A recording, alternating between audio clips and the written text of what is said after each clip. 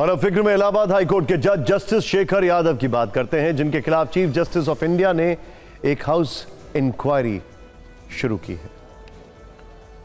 आपको बता दें कि जस्टिस शेखर यादव ने कुछ महीने पहले एक कार्यक्रम में मुस्लिम समुदाय के प्रति आपत्तिजनक भाषा का इस्तेमाल किया था। उनके भाषण में कठमुल्ला शब्द का प्रयोग भी किया गया था। उनके इस बयान पर काफी विवाद हुआ और सुप्रीम कोर्ट ने इसका संज्ञान लिया। फिर सुप्रीम कोर्ट के कॉलेजियम के सामने जस्टिस यादव पेश हुए थे और अब उसी कॉलेजियम के मेंबर रहे जस्टिस ऋषिकेश रॉय ने TV9 भारतवर्ष से एक्सक्लूसिव बातचीत में उनकी पेशी को लेकर अहम बातें बताई हैं। जस्टिस ऋषिकेश रॉय 31 जनवरी को सुप्रीम कोर्ट से रिटायर्ड हुए हैं। सुनिए उन्होंने जस्टिस शेखर यादव पर क्या नई जानकारी देश को दी। एक अजीबोगरीब बयान एक जज का आता है और वो जज इलाहाबाद हाईकोर्ट से जुड़ा हुआ है। उसके खिलाफ क्या कदम उठाया गया है ये भी जनता को नहीं पता है और अब तक कोई इस बारे में आधिकारिक सुप्रीम कोर्ट या मुख्य न्यायाधीश का आदेश भी नहीं आया है। एक इन हाउस इंक्वायरी ऑर्डर किया गया है चीफ जस्टिस द्वारा और उनसे शो कॉज उनको दिया गया है। एक्सप्लेनेशन उनको बुलाया गया है और एक्सप्लेनेशन में जवाब उनका जो आया है उसमें या तो कर सकते हैं कि भाई उसका खारिज कर दें, लेकिन ऐसा नहीं हुआ है। इसको आगे बढ़ा के एक इन हाउस प्रोसीजर है इंक्वायरी का, वो अभी चालू है।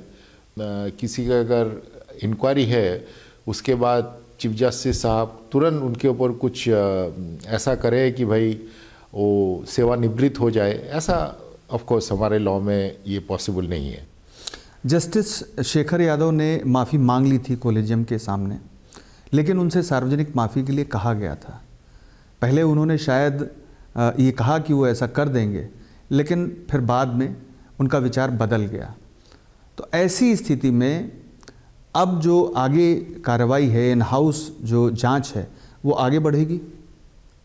हाँ, बिल्कुल बढ़ेगी। और आपने जैसे आपको खबर है, उन्होंने कॉलेजियम मेंबर्स के सामने, उसमें मैं भी उस कमरे में मैं भी था, तो उन्होंने ज़रूर माफ़ी मांगी और उन्होंने कहा कि हाँ थोड़ा मेरे से गलती हो गई और मैं माफ़ी मांगने के लिए आपके सामने तैयार हूँ।